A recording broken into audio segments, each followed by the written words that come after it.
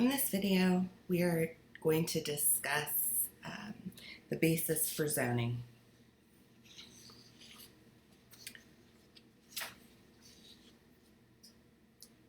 As you may suspect, there are constitutional issues that arose when cities began to zone certain parcels for particular uses.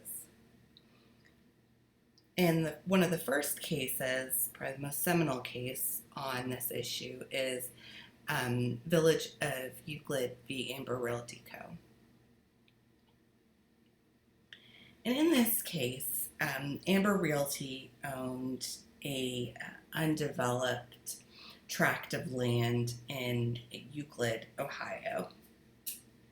And the council of the Village of Euclid adopted a zoning ordinance that specified the uses permitted in certain areas and imposed height restrictions and area restrictions. So in zones U1, which aren't pictured here, but they're both single-family residence and duplexes permitted. I'm sorry, in U1, single-family residences were permitted. U2, which you find right over here, was limited to single-family residence and duplexes. Those uses plus apartment houses were allowed in Zone 3.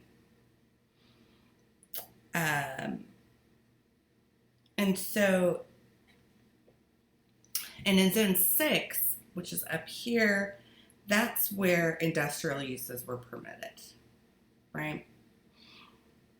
Ambler's land was worth a lot more if he could develop it for industrial development. But as you can see in this diagram, part of the land was in a U2 zone, part was in a U3 zone, and the remainder here was in a U6 zone. And because of that,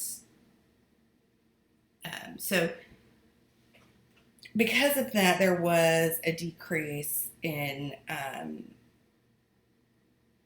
the value of most of Ambler's land, right? So Ambler sued for an injunction to prevent the enforcement of the ordinances. And he claimed a due process and equal protection violation. The trial court enjoined the ordinance as unconstitutional, and here the Supreme Court reversed. Now, this case was brought specifically as a test case, and so they were seeking a ruling that would invalidate all zoning, and that's why it was brought as a substantive due process claim and an equal protection claim. The court uses a rational basis standard in analyzing this case, and the standard appears on page 814 of your book. So that test says that an ordinance will be unconstitutional only if the provisions clearly arbitrary and unreasonable, having no substantial relation to the public health, safety, morals, or general welfare. It's important to note that in deciding their case, the court does not look to determine if the ordinance is a good policy decision, right? Rather, as long as it is debatably a good purpose, then the legislative judgment would be allowed to control.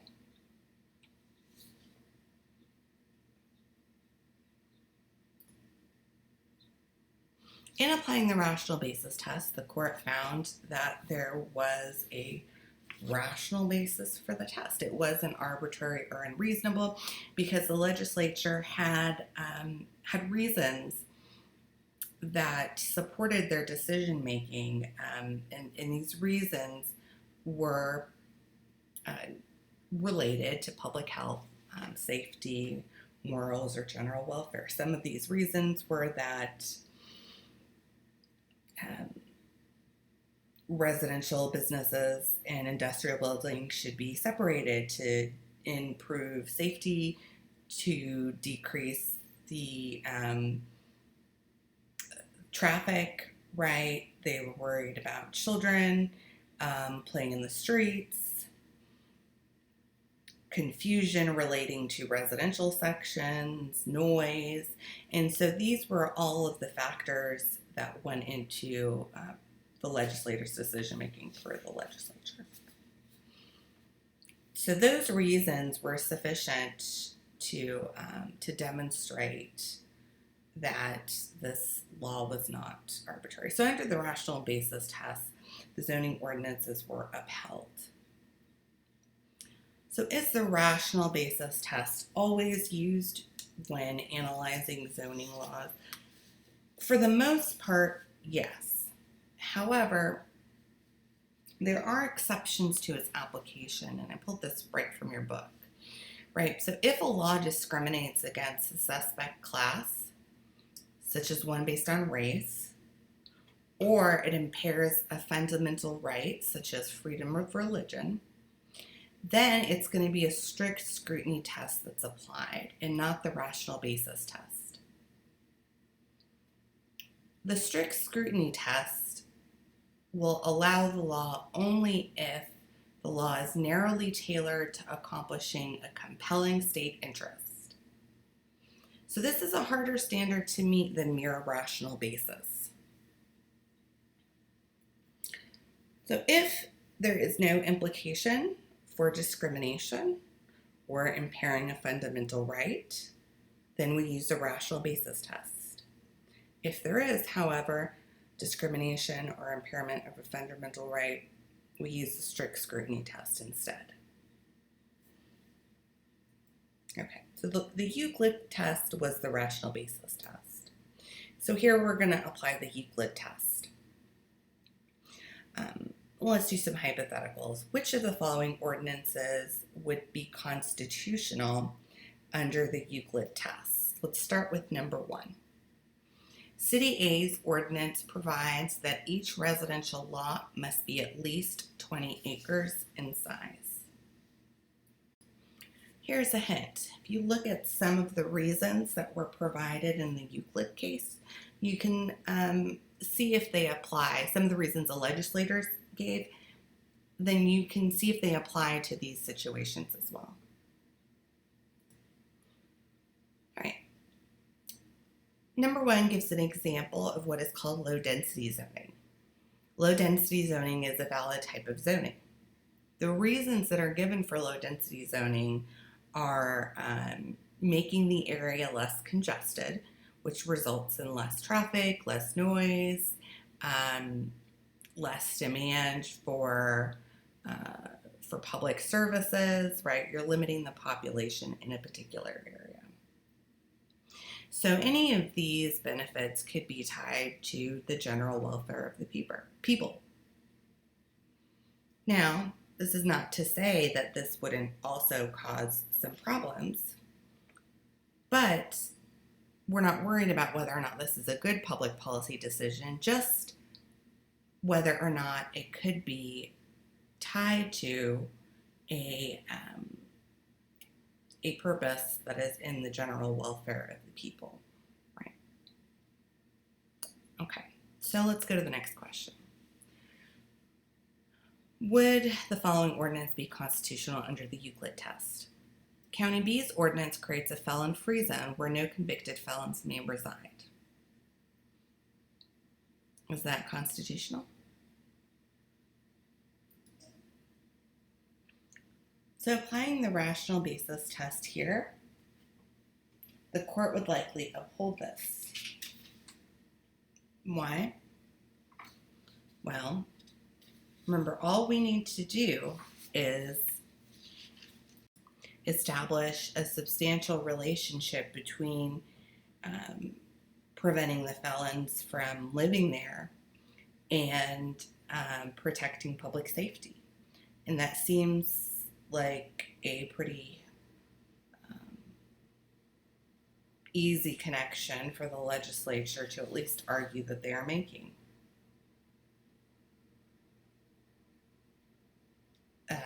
You can think of, there are other types of ordinances that are similar to this, like local ordinances that prevent persons with a sex offense from living in certain locations, like being located within 1,000 feet of a school or playground, for example.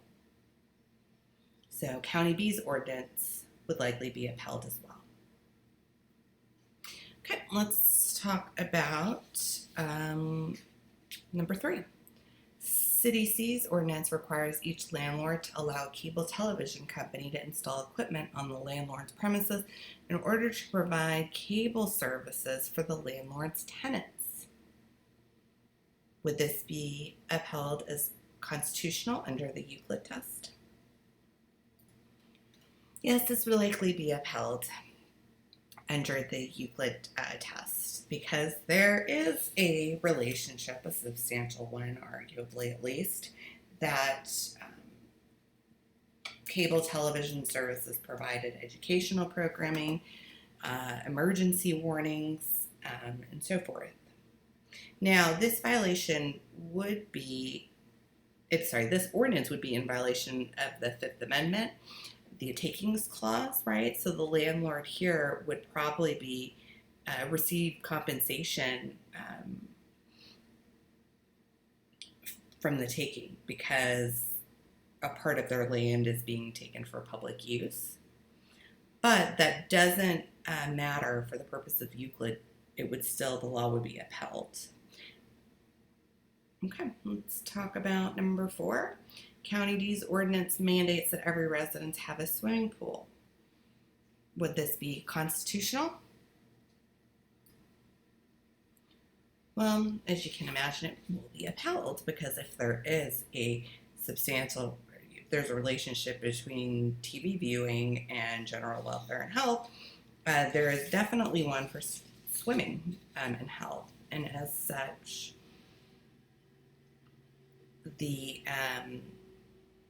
this ordinance would likely be upheld. All right, the final question, City E's ordinance provides that any parcels in the wetland zone may not be developed but must be left in natural condition. Would this ordinance be constitutional under the Euclid test? The answer is yes, it would probably be upheld as well. So here we can argue that this could be for natural preservation, for allowing for there to be some open space. Maybe it's created to minimize flooding. So it will likely be upheld because it does have a relationship, a rational relationship. So as you can see, the rational basis test is a pretty low threshold to meet. Okay. Non-conforming uses are uses of the land that is lawful because it is existing use of a structure, but it does not conform with the applicable use regulations in the district that land is located. And it can be established if the property owner demonstrates that before and at the time of the adoption of a new zoning ordinance, the property was being used for a valid use that at that time, and then that the new regulation is what made the use become non-permitted. So we're going to take a look at a case that provides an example of non-conforming use, and it also looks at what happens when, or how that non-conforming use can be terminated, right? So the facts of the case are as followed. Triplin purchased a nightclub called Club Choices. And before Triplin had purchased it, Club Choices operated as an adult entertainment venue for 5 days a week. When Triplin bought Club Choices, he decreased the number of nights that presented adult entertainment to 2 nights a week. from the 5 that it was previously being presented for. In 1994, the Baltimore City Council adopted an ordinance that made any existing adult entertainment in the downtown area a non-conforming use. And despite this non-conforming use protection, in 2000, a city building inspector ordered that Triplin stop providing adult entertainment services. And so Triplin challenged this order in front of the city council, and the board ruled that Triplin could present adult entertainment as a non-conforming use, but he could only do so 2 nights each week. So Triplin sued because he wanted to have at least the ability to offer adult entertainment more frequently than 2 nights a week. He lost at the trial court and at the Court of Special Appeals, which is the intermediary court in Maryland. And we are looking at the Maryland Court of Appeals Division, which reversed the earlier decisions. So the primary issue in this case is whether the valid non-conforming use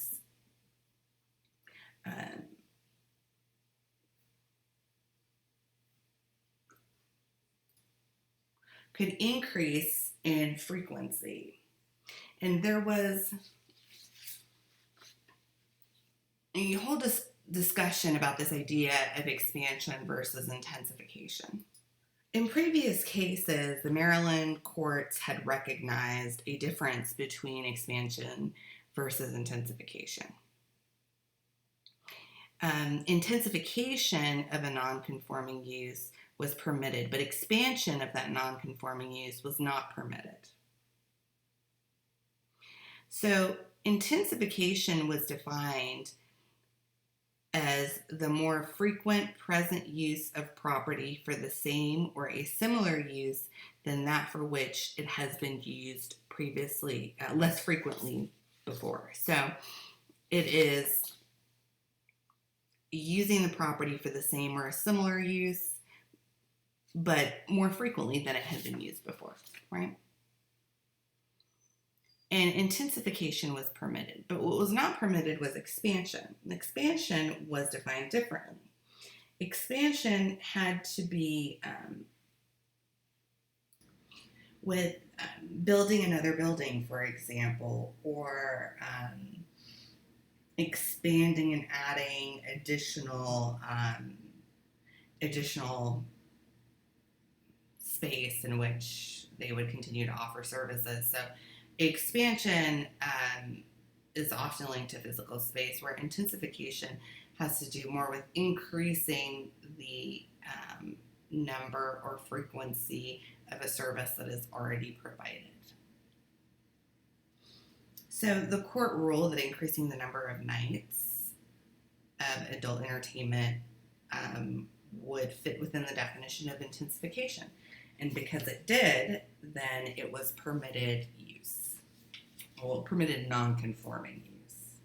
And as such, he should be allowed to expand, or not expand, intensify his use to 5 days a week. Further at issue in this case was whether or not the non-conforming use was terminated. The court reviews the first 2 types of the first 2 ways that you can terminate non-conforming use. The first one being amortization, and the second being abandonment. It finds that neither of these apply in this case. Amortization is the termination of the non-conforming use over a reasonable period of time. And what is a reasonable period of time differs depending on the jurisdiction. Abandonment is non-use of the non-conforming use for a specified period of time. But there are 3 other ways that non-conforming use can be terminated. The first is destruction of the structure. So if the structure that is at issue is destroyed, then that terminates the non-conforming use. If that non-conforming use becomes a nuisance, then it can be terminated. And finally, if the government takes the property through an eminent domain proceeding, then the non-conforming use can be terminated as well. So what happens if someone purchases property and it is zoned for a particular use, but then while they are building the property out to fit that use, let's say, for example, it's zoned for commercial use, there is a change in the zoning ordinance and it then becomes residential use. What happens? Well, the person who purchased the property can argue that they have a vested right in the current zoning. And if they can prove that, then they would be protected under the non-conforming use doctrine, even though they had not actually started using the land for that way. To prove that you have a vested right in the non-conforming use, you would need to show that you've already acquired the necessary permits and that you spent a substantial amount of money in good faith reliance on the property being zoned in that way. I'm going to now move on to zoning amendments. So zoning ordinances are a law, and just like any other law, they can be amended.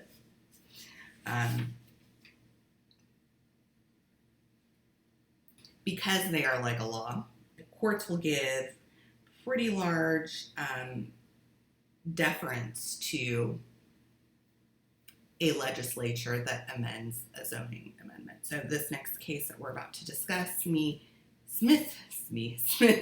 City of Little Rock, is an example, a challenge to the legality of a zoning amendment. And is challenged under substantive due process and under this theory of spot zoning.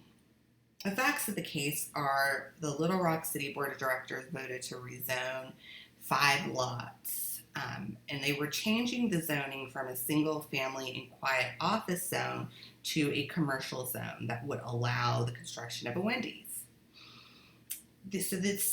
The lots were surrounded by, on 3 sides, by single family homes. And most of that, the north side, was a residential zone, although there was a McDonald's and other chain restaurants a few blocks away. The proposed rezoning was inconsistent with the current zoning plan. And a number of residents testified against the rezoning, noting that it could increase traffic, noise, litter, odors, vandalism, etc. Well, the neighbors sued to challenge the rezoning, but they lost at the trial court level, and they also lost here before the Arkansas Supreme Court. And the standard the court used, I quoted here, the role of the court is therefore simply to determine whether or not the action of the municipality is arbitrary. Arbitrary has been defined as arising from unrestrained exercise of will, caprice, or personal preference based on random or convenient choice rather than on reason or nature. So, as you can see by the standard, there's pretty large deference that's given to the legislature here. The presumption used by the court was that the zoning decision by the city was fair, just, and reasonable, and the burden was on the person attacking the decision to show otherwise.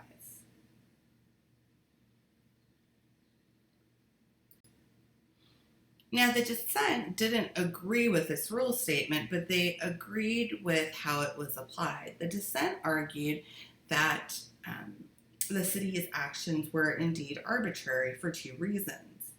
The first was that it was a case of spot zoning, and the second was that it was a flagrant breach of faith because it really went against the city's plan and the decisions that the city had made in regards to the property since 1966.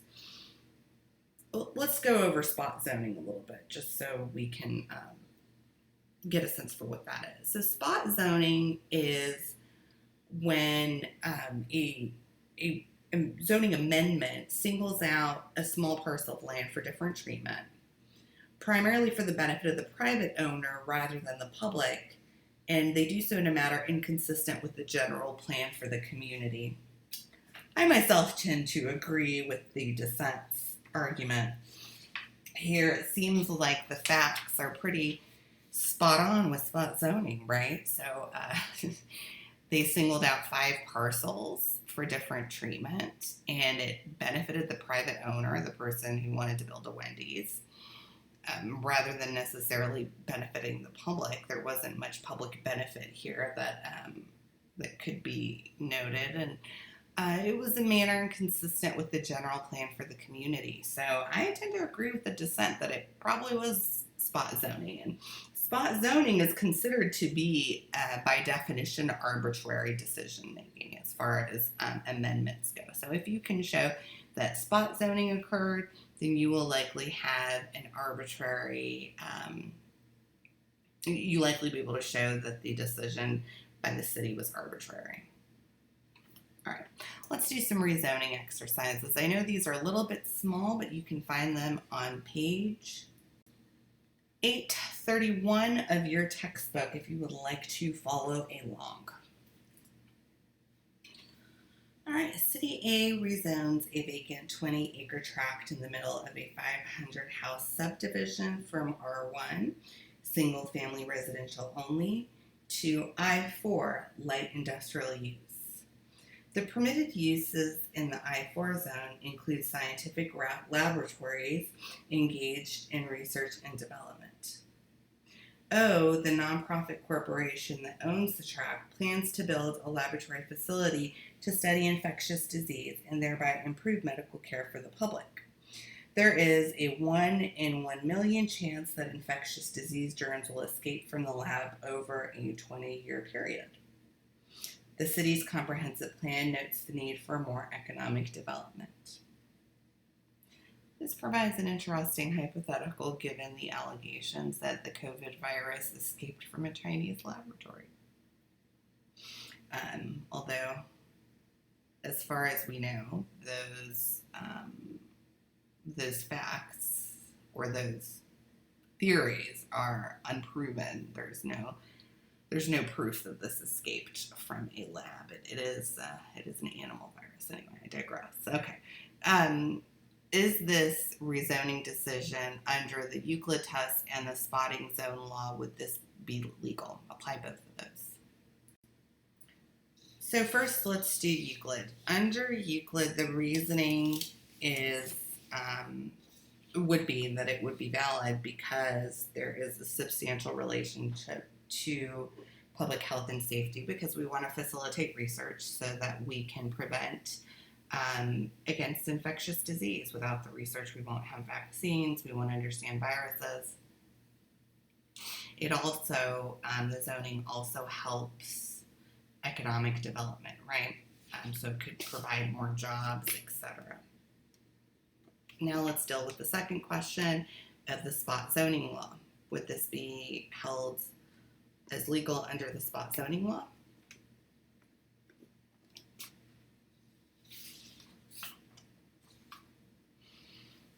It's less clear under the spot zoning law.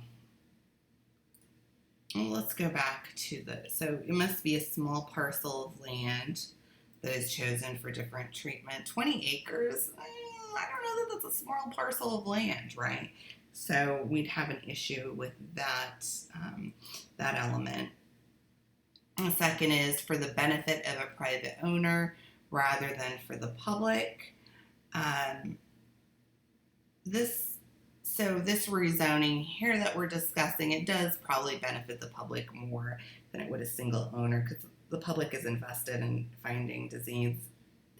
finding vaccines and controlling infectious disease. That's a mouthful. And the final element, in a manner inconsistent with the general plan for the community.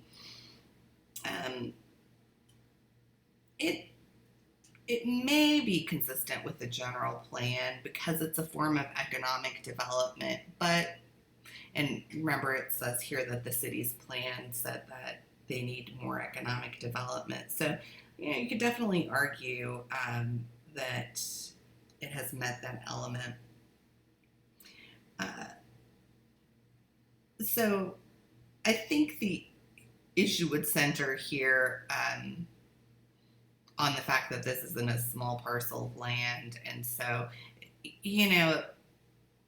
I think on balance, it probably would not be viewed as zoning, as spot zoning. I mean, it is muddier. So if you answered the other way, then I would have given you points as long as you showed valid reasoning. But for this hypothetical, I would probably say that on the balance, it would not be viewed as spot zoning. Now, you could argue that the laboratory is a nuisance, and you may have a case there. All right. So next question. County B rezones a 100-acre ranch in a remote rural area from A2, which is general agricultural use, to R5, which is condominiums, with an average of 10 units per acre. This change increases the value of the land from $200,000 to $4 million. Well, that's a big difference. The county's comprehensive plan stresses the importance of preserving our agricultural heritage, but also observes that increased housing opportunities would be desirable. Neighboring ranchers complain about the impacts of condominium development, much greater traffic and noise, risk that the new residents will raise nuisance claims, and increase property taxes for nearby ranchers.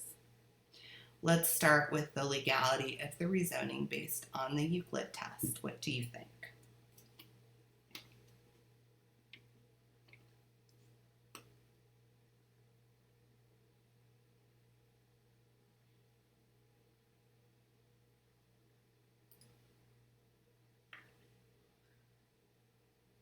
The rezoning would be valid here under Euclid because, remember, in Euclid, we're just looking to see that there is a substantial relation between the city's action and the general welfare. And here, it would facilitate construction of needed housing, right? And that's evidenced by the city's plan. So, as such, it would likely be upheld under the Euclid test. What about the spot zoning law? Let's go back to the elements. So, singles out a small parcel of land for different treatment.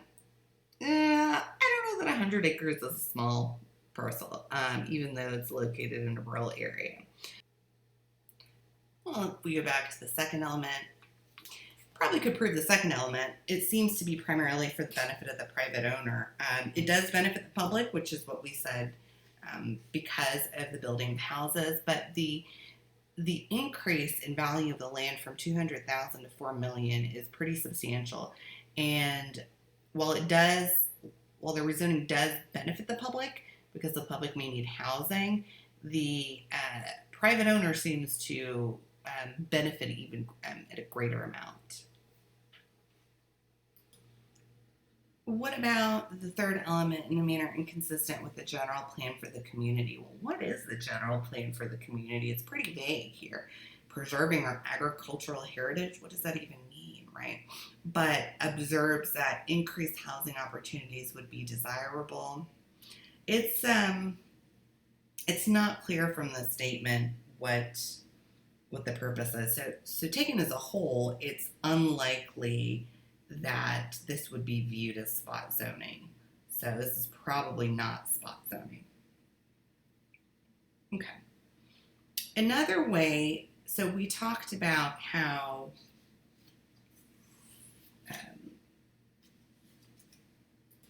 zoning amendments could be used to allow an owner to get out of complying with a particular zoning ordinance, right? They can get the zoning ordinance amended by going to the legislature. Well, another way that they can get out of, quote, using the land in the way the ordinance requires is by applying for a variance. So here's an example of a variance law. Under this variance law, the board can grant a variance if it avoids unnecessary hardship to the owner. And to find unnecessary hardship, they need to make the following findings. The first is that there are unique physical circumstances or conditions that are peculiar to a particular property, and that the unnecessary hardship is due to such conditions. The second is that because of such physical circumstances or conditions, there is no possibility that the property can be developed in strict conformity with the zoning ordinance, and that authorization of a variance is necessary to enable reasonable use of the property. The third is that such unnecessary hardship has not been created by the applicant.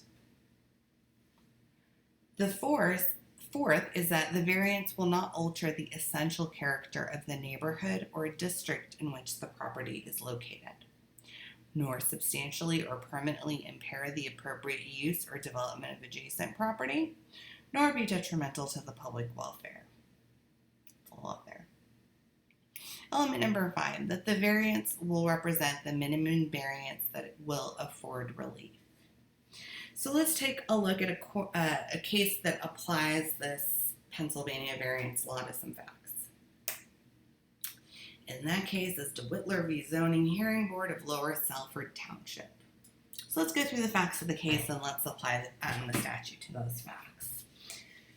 Facts are as follows. The Millers owned a pretty large lot, 2.8 acres, in a residential district, and that permitted the use of the lot for both agricultural and single-family detached residences. The lot had been used to grow hay and as a pasture for farm animals, but the Millers wanted to build a house on it. The lot was a pretty funky shape. It was a long rectangle that measured 643 feet by 190 feet, and then 638 feet by 200 feet. The case arose because the zoning ordinance required a physical setback. A setback is the amount of space that any building structure on land needs to be from the main road. So the zoning ordinance required both a front setback in the front of the structure, and a rear setback. The net effect would have been that the Millers could only build on a very narrow triangle of the land, which was less than 10 feet deep at its widest. So the Millers needed a variance in order to build a house. They wanted a variance that reduced the back setback from 75 feet to 40 feet. The DeWittlers, the plaintiffs, lived in a house across the street from the Millers, and they opposed the variance, arguing that the Miller house would have an adverse impact on public health, safety, and welfare. The Zoning Hearing Board granted the variance, so they granted for the Millers. So DeWittler sued the Zoning Board. The trial court affirmed the Zoning Board's decision. In this case, the appellate court also affirms the decision. So again, an issue here is not a use restriction, but a physical build restriction, an area restriction. So let's go back to that Pennsylvania statute. What was the first element? Well, it needs to have unique physical circumstances that cause an unnecessary hardship. Did the Miller's property meet that hardship? Yes, right? So the fact that there was only 10 feet available to build for the width of the house is a pretty significant hardship, right? That's a physical, circumstances that are unique to that plot of land that caused a hardship. Okay, so second element. The second element of the test is that because of the physical circumstances, there's no possibility the property can be developed if they complied with the zoning ordinances, and that the variance is therefore necessary to enable the reasonable use of the property. So this is kind of where the court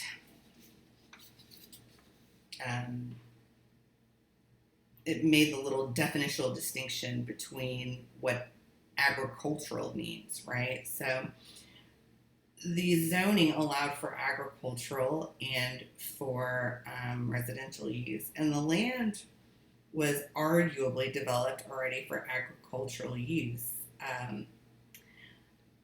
So there was an argument there, and that's the argument that Detweiler's made, was that they could conform with, the Millers could conform with the zoning ordinance and just use the plot for agricultural use. But the court disagreed, and they argued that the use that they were making of the property for collecting hay was not actually agricultural use, and that it would be unmarketable for agricultural use.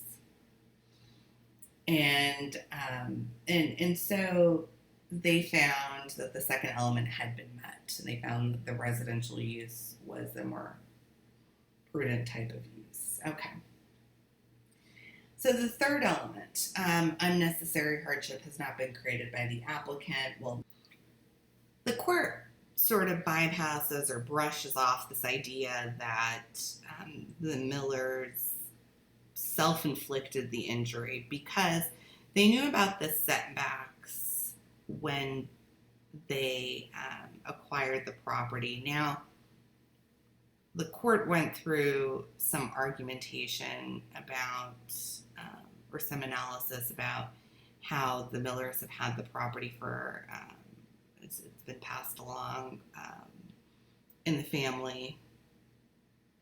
And then they stated that a hardship is only self-inflicting if the buyer has paid a high price for the property because he assumed that a variance which he anticipated would justify that price.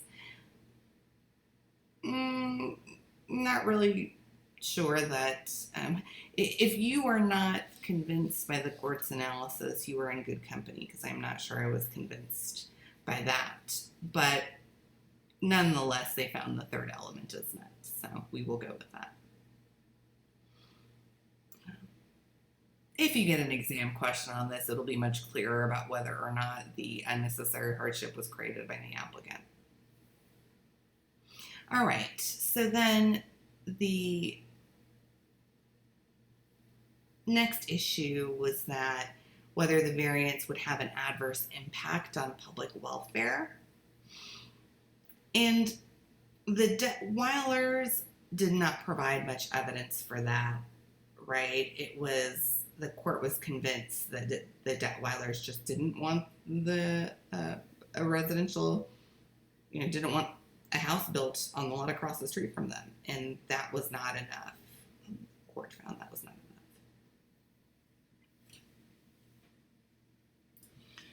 The court didn't discuss the fifth element, that the variance would represent the minimum variance that would afford the relief, but it was a small amount that was the setback amount that they were asking to offset was only in the back of the house, so we're to assume that the fifth element was met here.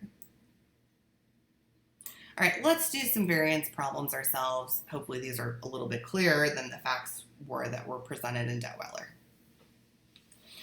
Let's start with number one. O's single-family home is built on a lot that drops off steeply to a river and a deep ravine, so most of the backyard is unusable. O wants to add a wooden deck behind the house to provide a level play area for her 2-year-old child. The zoning ordinance requires a 30-foot setback from the rear lot line.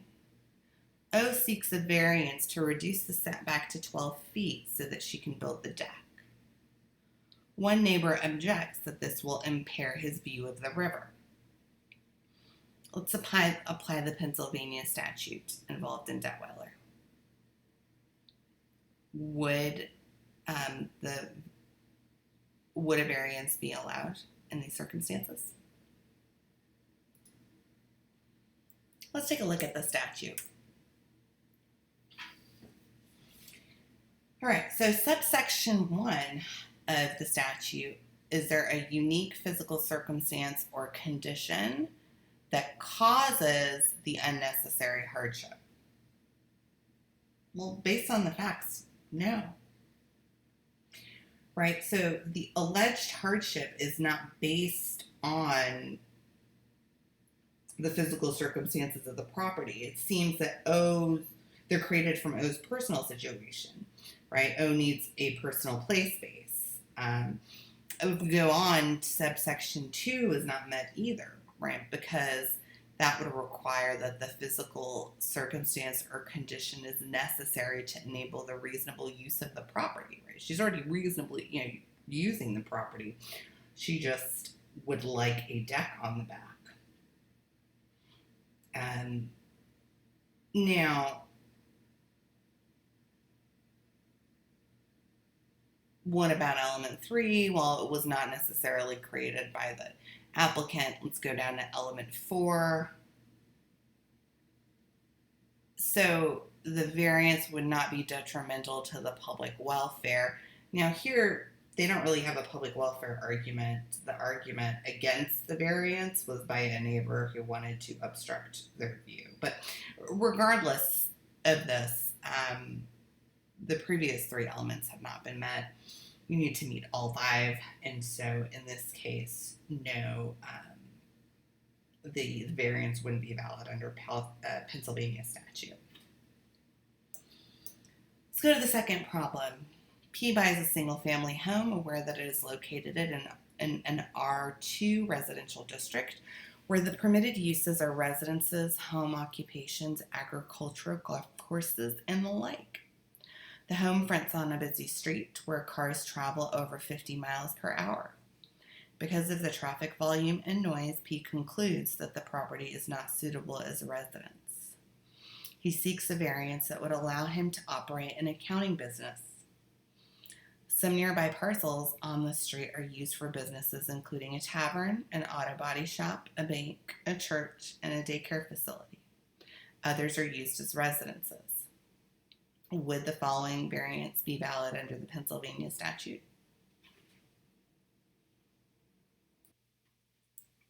All right, let's take a look at the elements again. Is there a unique physical circumstance or condition? Not really, right? So subsection 1 is probably not met.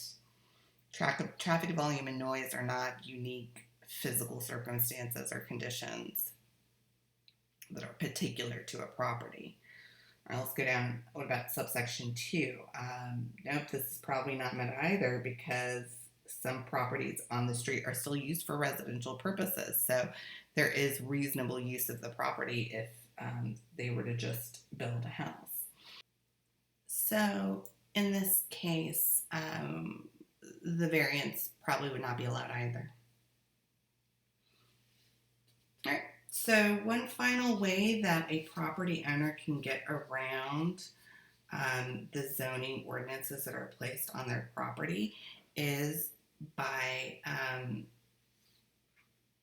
submitting to or using a conditional use. Conditional use is considered one of the newer approaches to land use, and so we'll go over it with the other, quote, new approaches to land use. Conditional zoning is actual rezoning a particular parcel when the owner satisfies conditions imposed by the city or county in order to mitigate the impact of the zoning change. This is taken from page 840 of your textbooks. Conditional zoning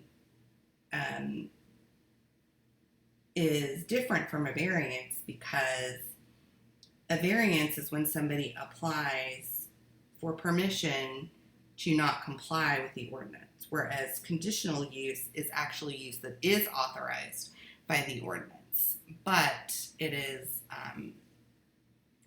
conditioned on certain mitigating steps that the owner must take. The second type of modern zoning regulations are floating zones. It's a zoning district which usually accommodate large-scale developments like shopping malls. And it doesn't have a specific location until the owner applies to have that zone applied to their property. It's called a floating zone. Then there is a cluster zone. A cluster zone is a residential zone that restricts the number of homes, but it allows the developers to choose where the homes will be located. So this allows the developer to cluster the residences and further allows them to preserve open space. And finally, there's the planned unit development, which is very common these days. It is zoning that allows the developer to plan in an entire community. And when they do that, they place where the homes will be located, where businesses, public services. And when there are planned unit developments, there are usually guidelines that deal with density and other concerns. So you can think of it as a cluster zoning that's extended to all types of use, not just residential zone. And again, you can find this on page 840, this little box. Well, that is it for zoning, and that is the end of new material for our spring 2020 property class. From now on, we will just be reviewing the material we've already covered and helping you study for your exam. Thanks for tuning in.